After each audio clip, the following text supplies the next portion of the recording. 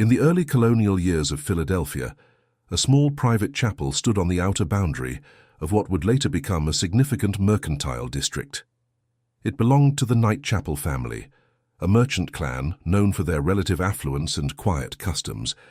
The structure was unregistered with any formal religious body. Local records list it simply as a domestic devotional facility, though surviving architectural fragments suggest a more elaborate function. One of the chapel's final residents, a girl identified only through probate ledgers, was never documented as having left its grounds. The Nightchapel family presented themselves as loyalists and patrons of civic development in pre-revolutionary Philadelphia. Their home was often referenced in land assessments and merchant registries. Among property disclosures, a private sacristy was listed under miscellaneous holdings. To outside observers, the site was a symbol of devout reserve. Period maps reference it as unincorporated sanctuary, and the family donated sizable goods to orphanages and port supply houses. No formal congregation is recorded as ever using the space. Yet in administrative memos dated after 1733, city clerks began referring to the chapel in past tense, despite no demolition or sale being documented. In the early decades of the 1700s, the Nightchapel residence stood as a point of quiet affluence on the outskirts of colonial Philadelphia. The property occupied an oddly shaped parcel that extended beyond the reach of city plots, technically existing just outside the formal jurisdiction of township oversight. This ambiguity gave the Nightchapel estate certain privileges, including the right to maintain a private devotional space without oversight from religious or civil authorities. The estate was first registered in 1718 under the name of Elias Nightchapel, a merchant trader in textiles and agricultural wares. His name appears in several port registries and bond ledgers related to coastal shipments from Charleston and Barbados. By 1720, Elias had acquired sufficient property to build a modest yet fortified home, flanked on its southern edge by a narrow brick annex. The annex, later described in internal assessments as a sacral unit, contained stained wood paneling, reinforced shutters, and no designated points of access except through the main house. This annex became the focal point of most later references to the family. While Elias continued trade operations through a series of secondary agents, his family gradually withdrew from public dealings. His wife, recorded only as M. Nightchapel, never appears in guild reports or legal correspondences. Their children were similarly absent from city rosters. Baptismal records from local congregations make no mention of the family, though Elias occasionally signed public declarations in support of religious infrastructure. These contradictions deepened over time. In 1723, a visiting assessor from the Colonial Comptroller's Office noted in his field report that the Nightchapel estate included an internal place of observance, with architectural features inconsistent with residential usage. He listed 12 iron wall sconces, pew-like seating fixed to the floor, and clerestory windows that filtered light into an enclosed chamber. The structure held no altar or pulpit, but displayed symbols common to early pietist sects, scriptural inscriptions carved directly into the beams, and a storage vault that extended below the surface level. Although no formal citations were made, the assessor added a brief annotation. It stated that the property's interior arrangements were not commensurate with tax class, and that further review was advised. That review never occurred. By the following year, jurisdictional boundaries had shifted again due to annexation by neighboring districts. The Nightchapel estate remained untouched by zoning changes, its unusual status left intact. Residents from adjacent properties sometimes described the site as curiously insulated. One neighbor, an apothecary named Jervin Harrow, submitted a minor grievance in 1725 regarding runoff drainage from the Nightchapel yard. In his filing, he noted that he had never seen any member of the family outdoors except Elias, and only during certain scheduled deliveries. He described the brick annex as without traffic, adding that its shutters remained closed at all hours. Over time, the estate's profile faded from public activity. Merchant ledgers continued to list Elias as an active trader, but increasingly through proxies and unsigned notes. His final registered appearance in port logs came in 1727, after which his name ceased to appear in commercial transactions, yet no probate filing or death notice was ever recorded. This absence was not considered unusual in frontier administrative systems, where record-keeping was often inconsistent and informal successions common. Internal estate documents later uncovered during a city inventory list a child identified only as E. She is mentioned in one surviving linen order, a fabric requisition for one youth for indoor use, sized to accommodate stillness. The wording of the entry was interpreted as standard for children's loungewear at the time. However, no other documents reference her education, medical needs or movements outside the estate. She is not listed in any educational registries or church attendance rolls. By 1730, the estate's condition was described as static.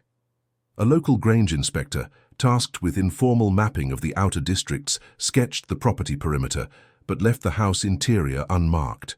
In his marginal notes, he referred to the site as non-conforming in use presumed devotional. His sketches include a faint outline of the annex, labeled internal sacristy, a term not common in local architectural records. Civic developments in the early 1730s brought modest attention back to the area. With new roadways planned for westward expansion, parcels adjacent to the Nightchapel estate were evaluated for possible acquisition. However, a map published in 1733 omits the Nightchapel property entirely, despite showing every other plot within a half-mile radius. In a corresponding ledger, the spot is listed as deferred from inventory, no contact achieved. Attempts by city clerks to locate the current property holder produced no results. Mail was returned unanswered. Notices posted at the property gate remained undisturbed. One clerk, in an internal memo, wrote that the estate appeared invisible to commerce, an unusual phrasing for an administrative document. He noted that no deliveries had been logged in over a year and that waste collection routes had removed the address from their schedules. The absence of a will, transfer, or official notice made the estate legally ambiguous. A procedural note attached to the 1733 register marked the property as under provisional closure pending natural reclamation. This term was used for properties believed to be abandoned without heirs or claimants, but still containing unassessed structures. No demolition order was filed, nor was any sale listed in the land grants of the following decade. Despite this disappearance from official documentation, several nearby residents continued to refer to the site in passing remarks. A merchant diary from 1735 includes a reference to the girl of the Sacristy house, a phrase with no context or elaboration. Similarly, a handwritten catalogue from a travelling bookseller lists one house south of Chapel Girl as a delivery location. These passing mentions imply a sustained association between the site and an unidentified female resident, long after the estate's formal dissolution. The context of these mentions does not suggest direct contact or observation, only persistent reference. The phrase "chapel girl" appears again in 1738, in a note scrawled in the margins of a sales tax ledger. It states simply, "as still as when first listed." The comment is unsigned. In the absence of direct records or personal testimonies, the details of the Nightchapel estate in its final years were pieced together from routine inspections and estate boundary updates. As expansion continued westward, land cartographers were increasingly required to submit revised layouts to colonial property offices. These revisions, often handwritten and inconsistent, offered brief glimpses into parcels that had fallen out of circulation. The Nightchapel property remained a marked anomaly in each submission. In one 1740 draft map, prepared by a junior land assistant, the lot was sketched in faded ink, bracketed with a notation that read, "existing by shape, not by use." The phrasing suggested that the land retained identifiable features, but was no longer considered operational or inhabited. The same assistant appended an inventory of perimeter features, a collapsed outer gate, a non-functioning water pump, and a sealed rear entrance to the annex chamber. He did not enter the structure or document the interior. The status of the chapel annex continued to draw minor commentary and administrative notes. In a 1742 route adjustment for grain deliveries, a transport agent listed the Nightchapel border as a dead circuit zone, meaning carts were no longer instructed to pass through or around it. While not an official designation, the term began appearing in other delivery rosters, creating an informal exclusion perimeter. Properties adjacent to the estate began referring to it in similar terms, calling the area fixed ground, implying no activity or interaction. By 1744, references to the estate ceased in all public registries. However, indirect allusions persisted in the form of civic deviations. One planning document for Philadelphia's western grid expansion shows a deliberate curvature in the proposed road, steering traffic a full block south without explanation. No geological or environmental cause was noted. A margin annotation on the same document referred to non-aligned holdings, again without context. Though the estate remained physically present, its function as a residence or site of human activity appeared to have ended. The term presence is used here in the technical sense found in property law, an undemolished structure retaining form, but not usage. Despite this, postal carriers and inventory takers continued to mark the lot on their internal charts, often leaving the space blank or labeled retired use. No reports of intrusion or alteration were filed. Archival records show one brief attempt at reclassification in 1747. A tax official named E. Durley proposed redesignating the estate as common land due to its apparent abandonment. In his memorandum, he described the structure as fully enclosed, no visible motion, doors fixed. However, the proposal was tabled without discussion, and the matter was not raised again in subsequent sessions. A notation beside his name reads, "Insufficient observation window," implying the review was dismissed due to lack of sustained access. This dismissal was not unusual. Across colonial jurisdictions, ambiguous estates were often left unaltered if no heirs or legal claimants could be found. The effort required to pursue reclassification typically outweighed the benefit of small parcels. In the Nightchapel case, its lack of industrial potential and its proximity to known devotional land further discouraged intervention. The estate was left to its own status, marked by reference rather than action. Despite official silence, unverified remarks continued to emerge in peripheral documentation. In 1750, a city planner's assistant compiling data for water rerouting wrote a short observation beside a plot code. He noted, "Minor light activity in Lower Pane, unverified origin, dismissed." The phrase suggests that while some form of internal illumination may have been observed, it was not recorded through any formal channel. No secondary witness or corroborating record is known. The assistant's remark was not followed by inquiry or inspection. A year later, the same plot number was omitted from the updated water scheme entirely.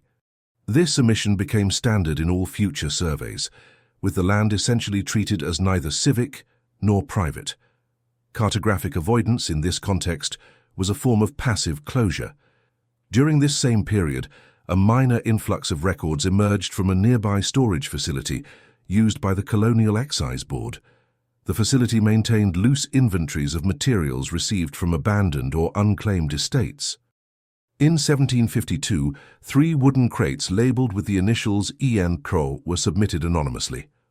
They contained basic devotional materials, candle stubs, unused fabric coverings, and scriptural fragments etched into slats. Among these was a small bound folio, listing daily entries of temperature, window status, and light condition, all recorded in single-word notations. The folio does not contain names or dates. Each page is structured identically, a single vertical column of observations, each line beginning with east or west, followed by shut, thin, or still. Interpretation of the terms is inconclusive. Experts who reviewed the document during a later archival consolidation concluded it reflected observational behavior consistent with fixed position residency, possibly from within the annex chamber. No entries indicate interaction with the outside world. There is no mention of visitors, conversation, or audible events. The folio's bindings suggest it was assembled from recycled bookstock with no publisher markings. Internal ink tests dated the writing to between 1730 and 1740, aligning with the period after the estate had ceased regular communication. These materials were not formally attributed to the Nightchapel estate, but their initials, material composition, and submission proximity have led researchers to associate them with the family. The crates were never reclaimed, and their contents remain in storage at the Philadelphia City Depository, unindexed but preserved. In 1755, a clerical assistant working under the newly established Provincial Mapping Office submitted a request for revision of the Nightchapel boundary. His memo proposed updating the lot's designation to non-permissive archival, a placeholder term for properties not to be mapped or assigned new use. This designation had no legal effect, but allowed cartographers to omit the land from future drafts. The term appears in margin annotations of several mid-century property charts. Through these omissions and annotations, the Nightchapel estate effectively exited the administrative landscape of Philadelphia. By the final years of the 1750s, no agency was assigned to monitor, review, or assess the structure. Its continued presence was marked only by residual gaps in grid lines and the occasional note in private correspondence. One final reference appears in a postscript to a merchant's field letter in 1758. The author, reviewing trade routes west of the Schuylkill, makes a passing mention of the old Sacristy girls' corner, still drawn but never named. He does not elaborate. His letter ends with shipping tallies and a list of minor supply irregularities. The phrase appears unrelated to his main subject, possibly a reflexive note included from habit or long-standing local knowledge. The phrase, still drawn but never named, has since become the final confirmed reference to the estate within the bounds of official colonial Philadelphia. No sale, demolition, or annexation followed. In every sense applicable to the bureaucratic order of the time, the Nightchapel property remained both present and unacknowledged, a parcel marked only by the absence of change. By the early 1760s, as Philadelphia expanded into a structured mercantile grid, the name Nightchapel was no longer present in tax rolls or commercial records. The estate remained absent from official documentation, but the ground it occupied continued to generate minor administrative inconsistencies. These inconsistencies, though unremarkable in isolation, collectively suggested the estate had never fully relinquished its imprint on civic planning. Over time, these patterns came to form a traceable sequence of disregarded notations and deferred inspections. One of the earliest anomalies came in the form of a misplaced census attempt. In 1763, a junior registrar named Calvin Moster recorded what he referred to as an uncleared mark within District Plot 9B, west of Market Row. In his recount of household units, Moster included an entry titled Structure Known, Head Unknown, with a head count of 1 and a note reading, No audience obtained. When corrected by his supervisor, he was instructed to remove the entry and was reminded that uncontacted households could not be assigned numerical weight. He later wrote in his private copy of the census log, Eyes seen through eastern pane, condition not hostile. The margin note was never transferred to the official ledger. The phrase suggests an assumption of benign presence, though no corroborating accounts validate the claim. Moster's reputation within the registrar's office remained intact, and he went on to complete 2 further census rounds, both of which excluded any mention of the structure. It remains unclear why his first attempt included the entry. No disciplinary action followed, and no further effort was made to verify his observation. 2 years later, in a delivery manifest dated July 1765, a contracted supplier for municipal parchment services listed an unexplained delay in route segment 7W. His notation read, Passage blocked, building listed, but not briefed. When reviewed by a city route manager, the note was dismissed as a mapping error, and the structure was labeled non-applicable space. The term was adopted in later route charts and began appearing regularly in that quadrant of the city. Despite official designations indicating null use, references to the estate's visual profile persisted in informal records. A traveling map vendor in 1768, producing hand-drawn guides for colonial officials, included a faint boundary where the Nightchapel estate once stood. He shaded the area with vertical hatching and labeled it privately retained. His maps were not sanctioned for civic use, but circulated among traders and clerks for orientation purposes. Multiple surviving copies carry the same hatching with no indication of ownership or function. Among residents of adjacent quarters, the estate's existence was regarded as known but undiscussed. In a correspondence between two local instructors establishing a children's arithmetic school, one noted that a parcel across from their planned building would offer quiet frontage, no footfall from chapel side.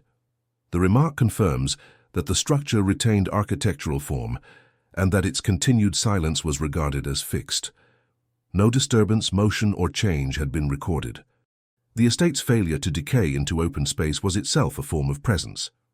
Unlike other unused properties, which typically fell into disrepair and partial collapse, the Nightchapel structure appeared to hold its form with minimal external interference.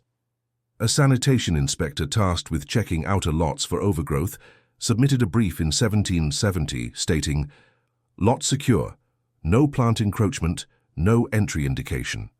He described the gate as sealed and the windows as closed but intact. His report was filed without comment.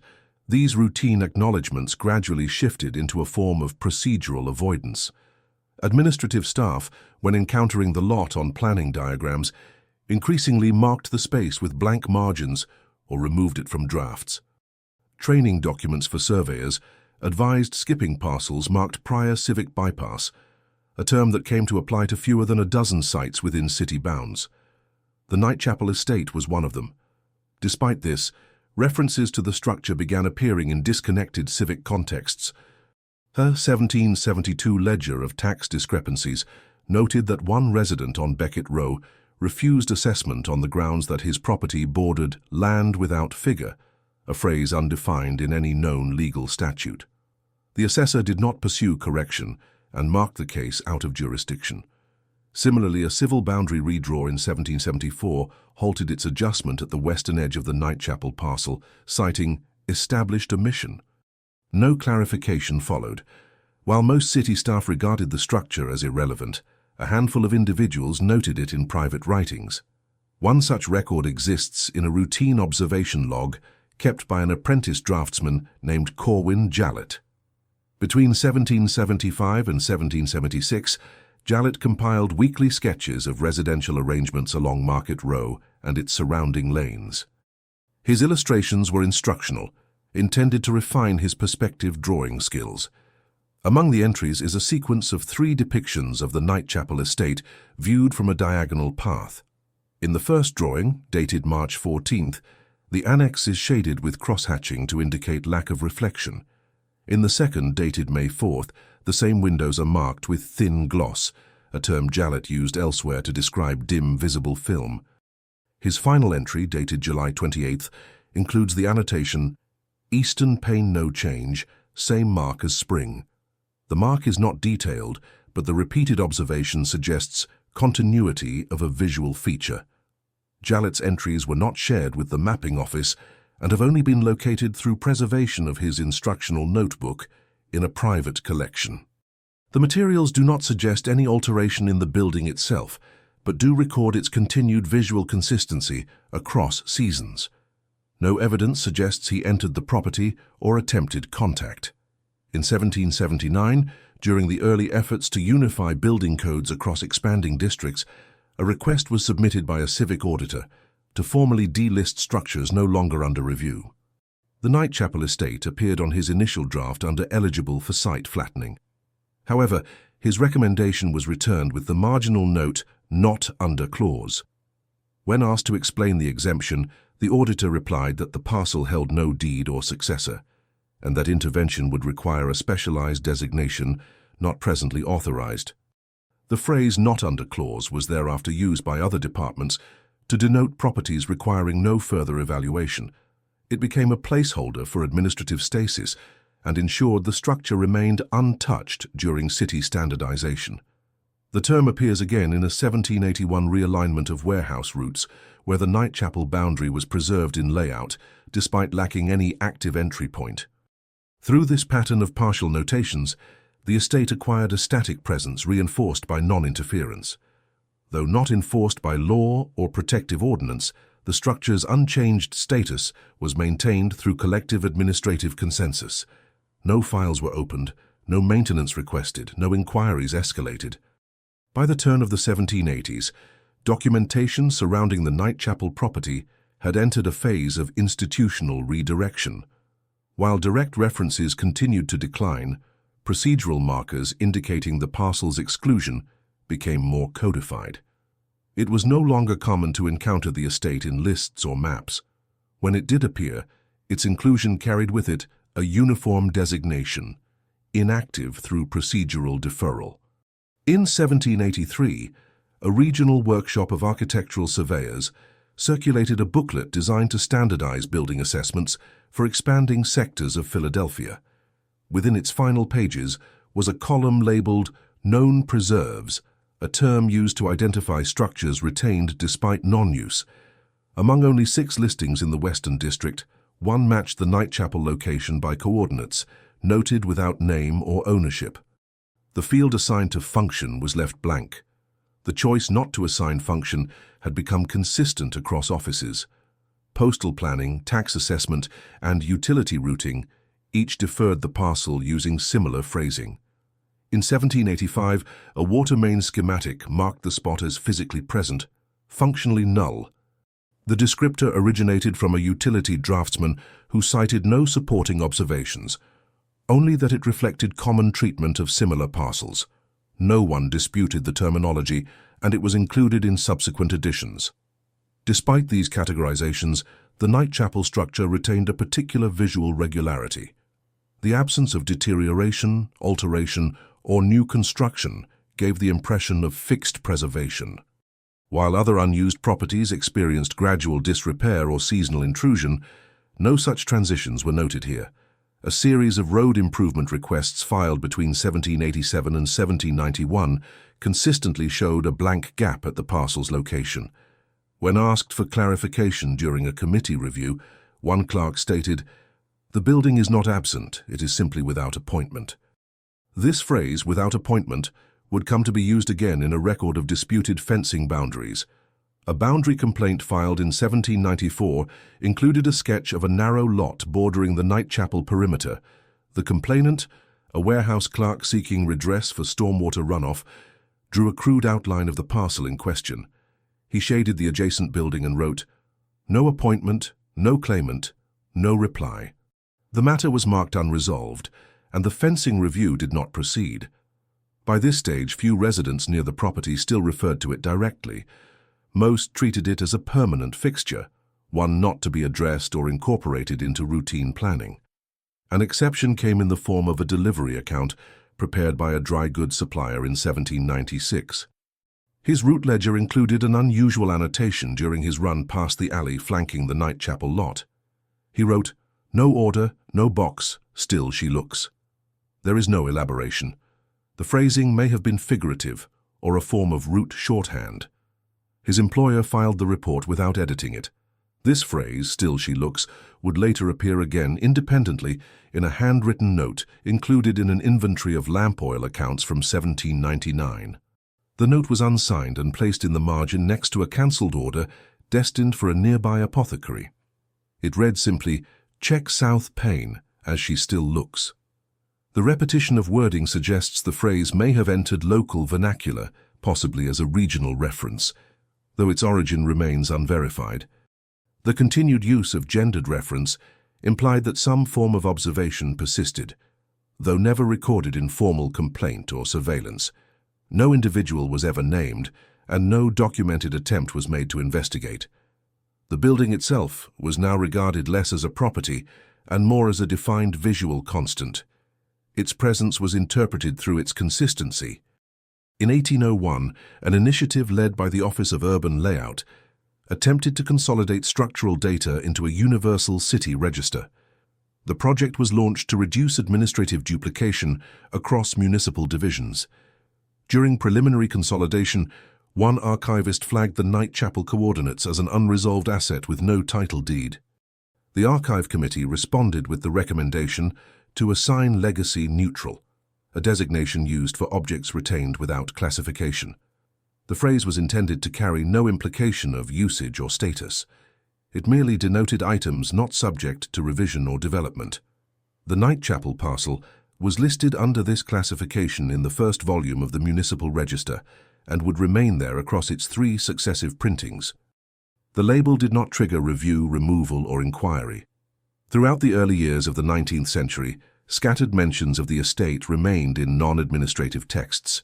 One appears in a ledger of student penmanship assignments at the First Philadelphia Academy. A pupil named Roland Firth included a sketch of a building he labeled Forgotten Girl Chapel in the lower corner of his margin exercises. His instructor added no note or correction. The sketch is simple with no interior detail, just a series of lines suggesting a closed front gate and shuttered windows. Later that same decade, a surveyor for the Bureau of Street Naming submitted a draft proposal for a grid extension west of Market Row. His map, dated 1809, omits any designation where the Nightchapel structure would have stood. In the corresponding index, a handwritten exclusion is made beside the coordinate. It reads, "Existing void maintained." The phrase is not used elsewhere in the surveyor's materials. It does not appear to correspond to any topographical feature or easement. By 1811, as property review procedures transitioned toward early industrial coding, the Nightchapel site remained untouched, not due to restriction or legal protection, but due to persistent classification ambiguity. In every record where the parcel might have been slated for development or repurposing, it was either deferred or omitted. Its lack of designation now operated as a form of passive preservation. The final known administrative engagement with the property during this period appears in a brief exchange between 2 census evaluators in 1813. While reviewing inconsistencies in housing counts across District Line G, one evaluator inquired about a recurring omission. The response came via a folded memo inside the record sleeve. It read, "Already known, fixed, outside bracket." The meaning of outside bracket is unclear, but the memo is signed and filed. From that point forward, no new attempts were made to classify the structure or its occupant status. The estate ceased to appear even in minor reference.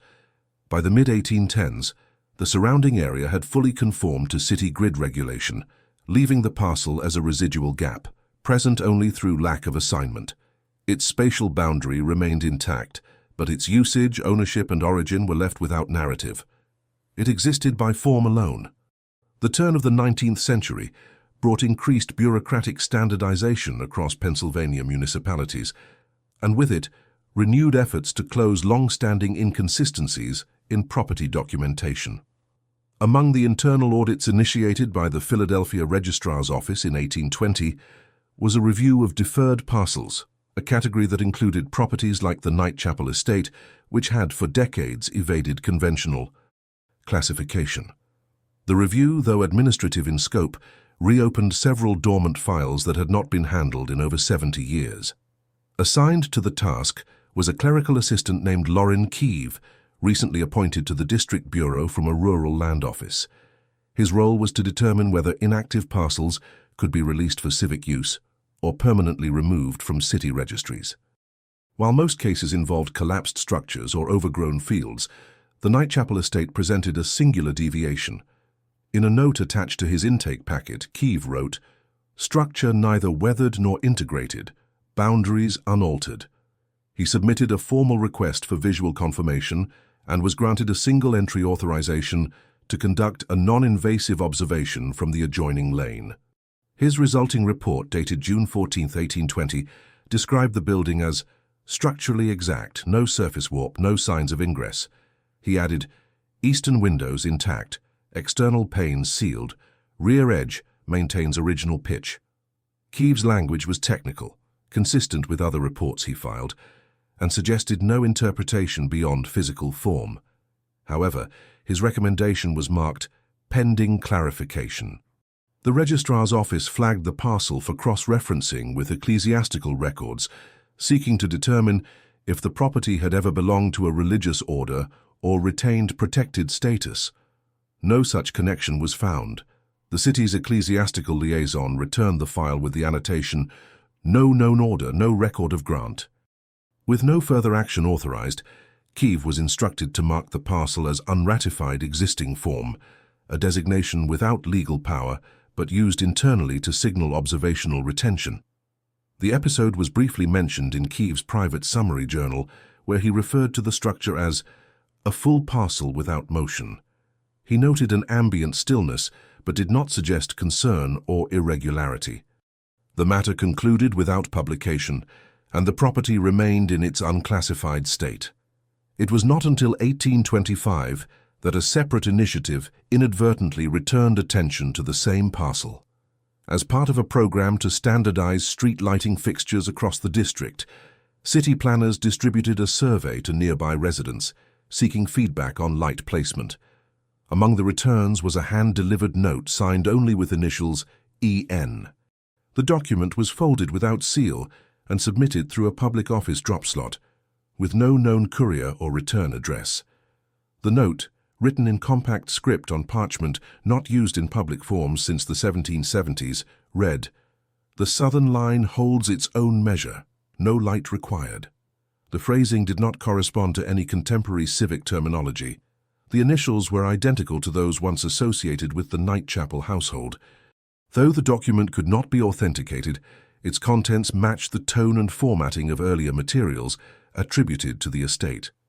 The planning office dismissed the note as an anonymous submission without actionable claim. However, the survey team removed the Nightchapel perimeter from the lighting proposal draft. No fixture was installed at its corner, and a blank space remained in subsequent lighting maps. The initials were never traced, and no further notes were received from the same source. In the winter of 1828, a cartographer preparing a revised elevation chart of Philadelphia's central sectors identified a small grading discrepancy near the Nightchapel boundary.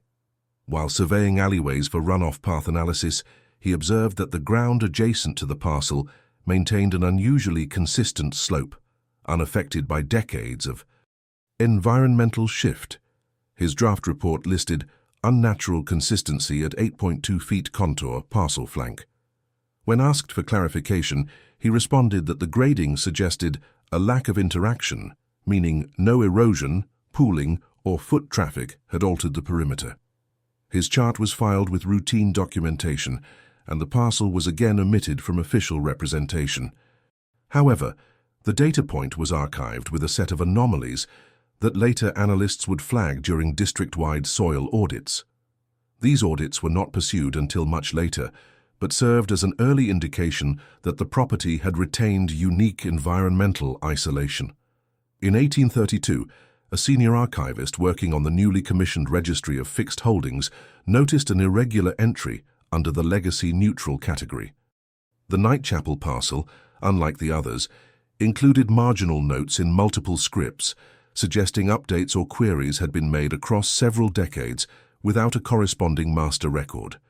The archivist, Henrietta Vell, began cross-referencing the parcel's ID tag with earlier mapping drafts. In a memo dated April 4, 1832, she wrote, "This structure has retained notation presence across 4 jurisdictional schema without ever appearing in formal legal yield. Repeated markers suggest acknowledgement, yet no civic access has ever been pursued or permitted." Vell's interest was academic rather than procedural. She compiled her findings into a 2-page inquiry addressed to the Office of Structural Designation, requesting insight on whether any original plat claims had ever been filed. Her request was returned unanswered. A red stamp marked the file "Closed Class, Outside Issuance." The designation indicated that no civic action would be taken.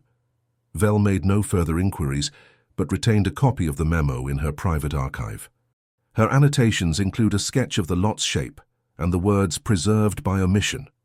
That same year, a municipal boundary consolidation required all structures adjacent to transportation routes to submit materials for street front numbering. While the Nightchapel estate was technically within proximity to a newly paved lane, it received no request. The clerk assigned to the numbering district manually wrote "existing without interface" in the space where the parcel would have been listed. His supervisor initialed the note, and the record was archived without adjustment. Throughout the remainder of the decade, minor peripheral references continued to surface.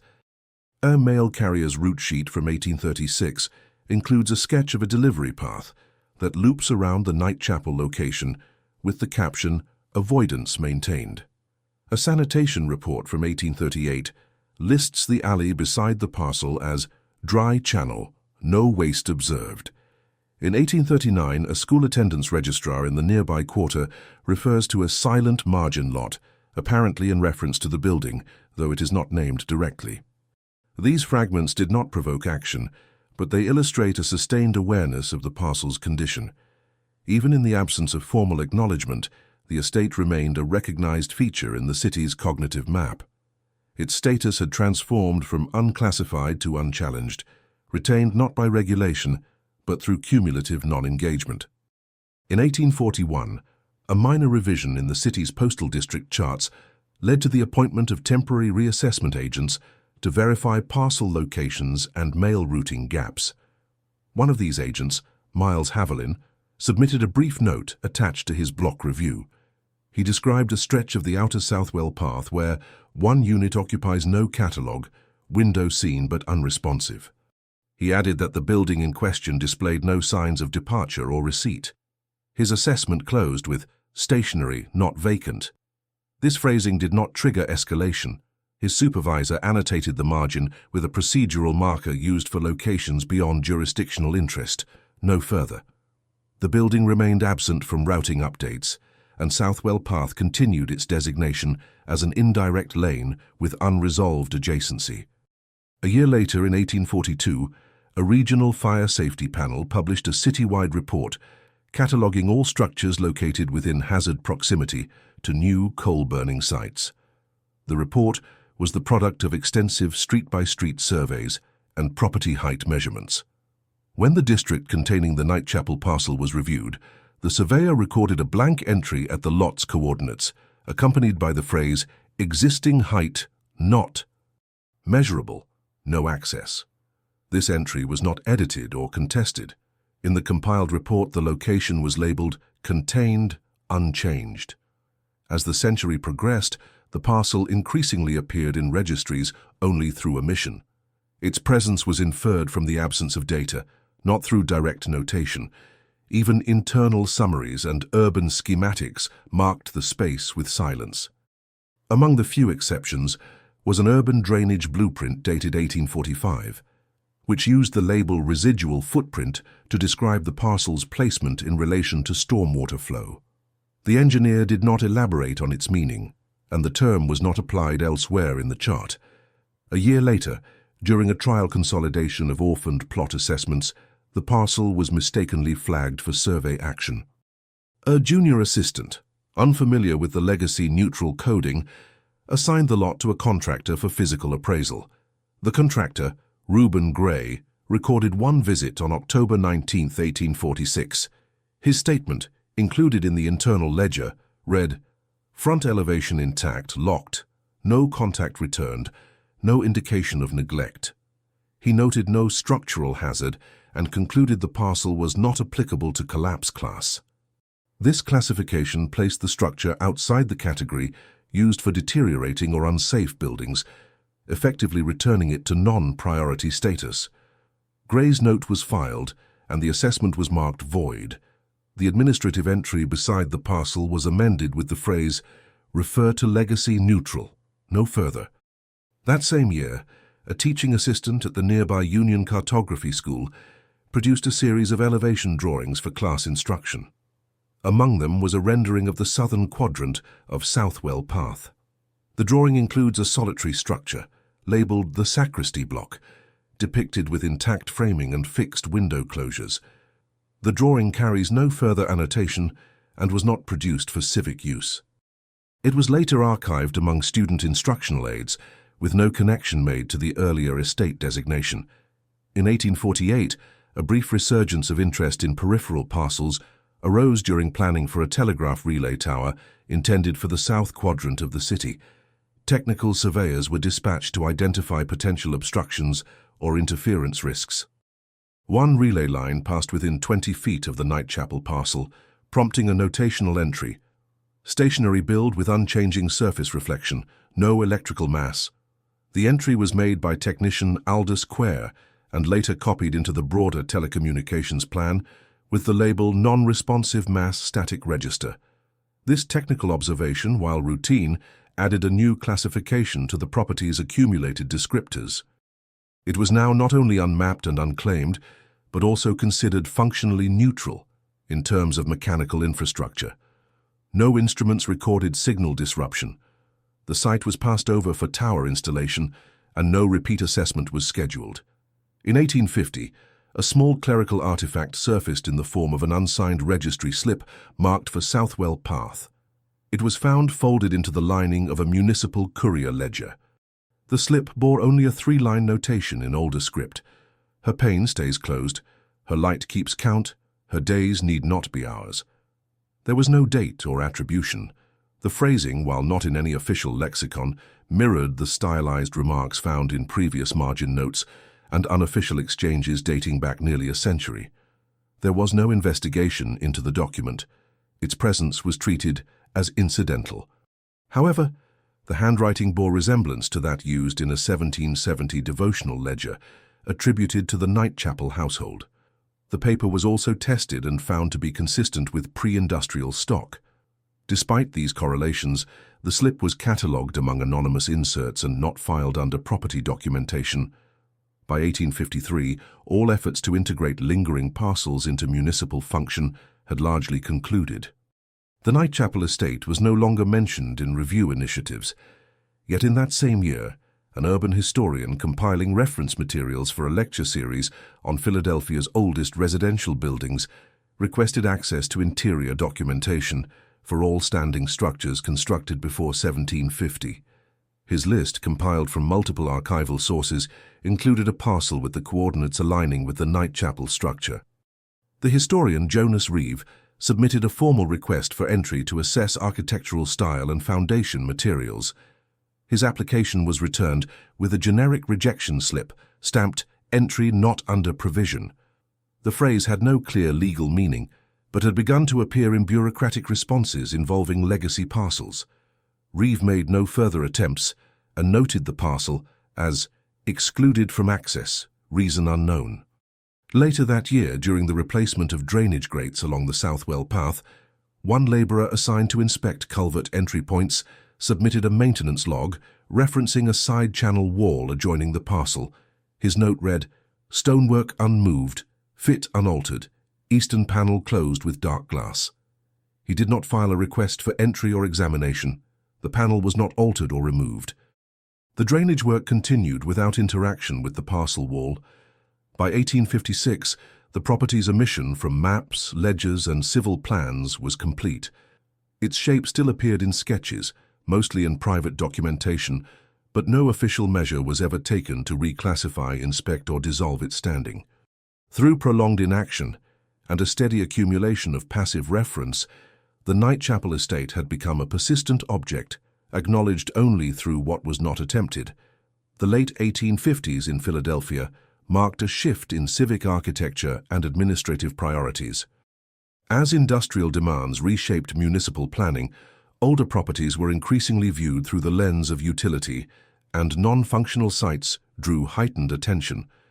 While many forgotten or idle parcels were absorbed into transit, storage, or civic use, the lot formerly attributed to the Nightchapel family continued to escape reassignment. Its resistance to classification, while historically tolerated, began to be seen as an obstacle in the city's efforts to prepare for expanding electrical and transit grids. In 1858, a committee of urban assessors initiated a blanket review of undeveloped zones. Though the Nightchapel parcel had long carried the legacy-neutral designation, it was mistakenly included in a batch of plots scheduled for preliminary review. A young assessor, Emery Falls, was assigned the site. His internal route card noted the coordinates with the tag "Inactive Holding Verify Shell." When he returned his documentation, the remarks were brief. "Exterior complete. Entry null. Northern sill at full line. Recommendation: retain present state." Falls' report was not flagged for error, but the language prompted a follow-up from his division lead. The supervisor, Dennis Harkin, added a secondary observation line in the archive record. "Retained shell indicates no alteration since last civic shadow." The term civic shadow was not standard nomenclature and may have referred to the last acknowledged map presence or to previous informal surveys. Regardless of meaning, the comment was accepted, and no subsequent inspection was ordered.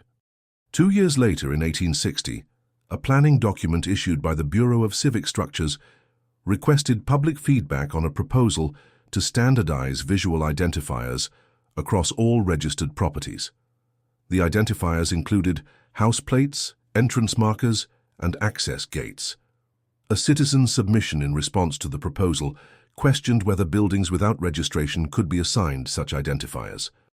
The writer referred indirectly to the Sacristy unit on Southwell, asking whether a structure that lacked entry, name, and deed could be bound to the new system. No name was signed, but the clerk who received the note transcribed its contents into the feedback summary. The summary response issued by the Bureau stated that structures not under registry authority would remain exempt until such time as conversion or demolition required action. In the internal memorandum, the parcel in question was added to a list of reserved but non-participating holdings.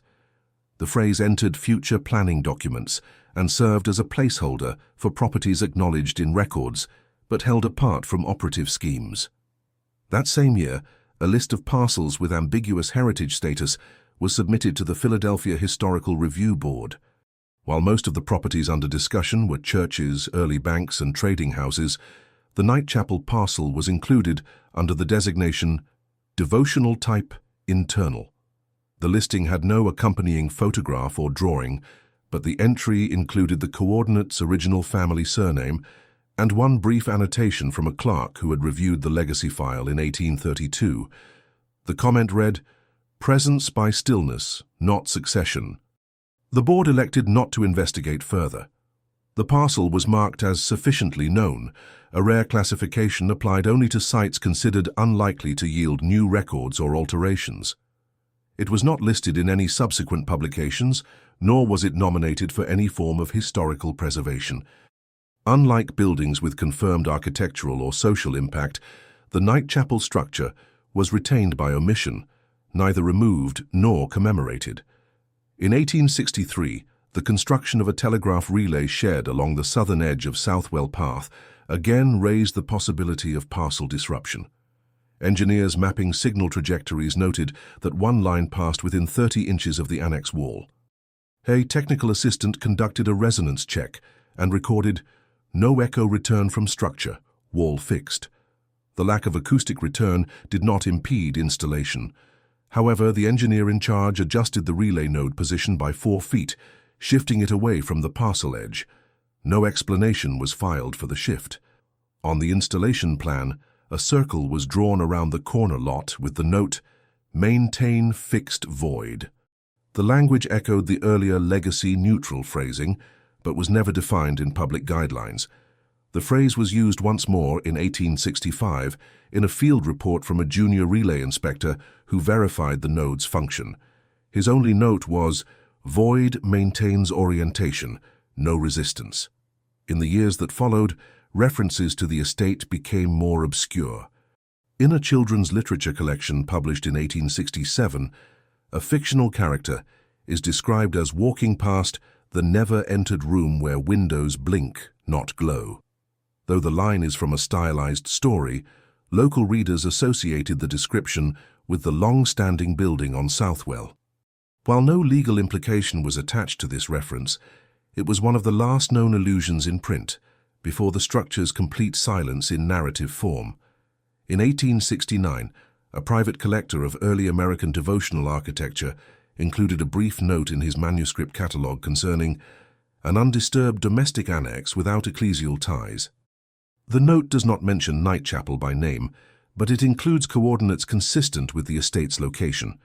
The collector did not publish his findings, and the note was later archived in a private holding. By the 1870s, maps of Philadelphia's older neighborhoods had begun to omit the parcel entirely. Civil designations shifted toward purely functional use, and spaces that did not participate in housing, commerce, or transport were left unrendered. Even street indexes showed no structure at the coordinates. Southwell Path narrowed in print, the alignment altered to remove reference to the parcel's edge. Despite this erasure, municipal utility crews continued to leave the space undisturbed. In 1873, a waterline trench was redirected along an irregular curve, leaving a 6-foot segment of untouched ground adjacent to the estate wall. A crew supervisor marked the detour with the phrase, "Historic Line Respect," though no heritage designation had been issued. The pipeline was laid around the parcel without contact. In 1876, during preparation for Philadelphia's centennial events, several efforts were made to identify and document surviving pre-revolutionary structures. Among the buildings considered was a bakery 2 blocks north of the Nightchapel site. A historical consultant reviewing nearby lots for potential inclusion noted a walled structure without time bracket at the corner of Southwell. His report included the phrase, "preservation by inaction," and he recommended it be neither disturbed nor entered. No follow-up occurred. The Centennial Catalogue did not include the parcel, and no commemorative plaque was proposed. Its absence from the celebration's materials effectively confirmed its status, an object known only through continual omission. Administrative records stopped citing it. Street repair documents showed blank gaps. Lighting infrastructure ended 2 addresses before the site. Postal codes shifted around it. As Philadelphia moved into the final quarter of the 19th century, the parcel once labeled Nightchapel no longer held any participatory role in the city's planning systems. Its space remained visible only to those who knew its shape by memory, and its boundaries endured solely through a repetition of unspoken exclusions. Where others were indexed, converted, or erased, this lot remained, unchanged, unentered, unnamed. In the final decades before the turn of the century, the parcel at Southwell Path existed primarily through its absence. As new construction transformed surrounding neighborhoods into uniform corridors of housing and warehousing, the unlisted structure retained an outline in older sketches, but disappeared from revised plats, insurance charts, and tax zones. It was no longer considered an oversight. It had been functionally detached from the municipal grid. This removal was never articulated as policy. It occurred through repeated non-engagement, compounded by clerical replication of earlier omissions. By 1881, field manuals distributed to city inspectors no longer included instructions for verifying legacy holdings, and the language of reserved but non-participating was phased out entirely. For the Southwell parcel, this meant cessation of even indirect reference. Still, the lot's alignment remained visible to those familiar with the original block formations. A subtle indentation in the street line persisted, an offset in paving that curved inward for several feet before resuming its grid alignment. This indentation had no signage and received no designation, but appeared consistently on privately drawn wayfinding charts produced by delivery apprentices and tradespeople. A few of these included handwritten annotations like "No stop, not part," or "Seen, not done." Such notations were informal and never escalated. In a rare 1883 complaint regarding water drainage irregularities near the parcel, a municipal form was returned to the complainant with the remark, "Ground adjacent to legacy threshold, no jurisdictional contour." The phrase indicated that no boundary records were available and the issue would not be investigated. 1 year later, a visiting historian from Ohio compiling architectural case studies for a journal on early American structures noted the shape of the building in his personal field notebook. He described it as unadorned, intact, and inaccessible. His sketch showed a building with symmetrical shutters and a closed entry framed in stone. He included no title or historical reference. The sketch was later reproduced in a collection of unexplained structures, but no location was given. Its association with the Nightchapel parcel was inferred only through matching dimensions. The estate's absence from commemorative efforts remained consistent. In 1885, a citywide survey of surviving pre-revolutionary buildings prepared by the Department of Municipal History excluded the Southwell lot. When asked about the omission, a senior archivist responded by saying, "Structure has no accession line." The phrase became a shorthand for buildings known to exist but never entered into formal civic lineage. By implication, it could not be reviewed, recorded, or altered. That same year, a student at the Philadelphia Institute of Municipal Cartography submitted a project outlining old to new grid overlays. In his rendering, he preserved the original perimeter of the Nightchapel lot, shading it in pale ink with no label. His professor returned the draft with a simple comment: "Carry the form, but not the name."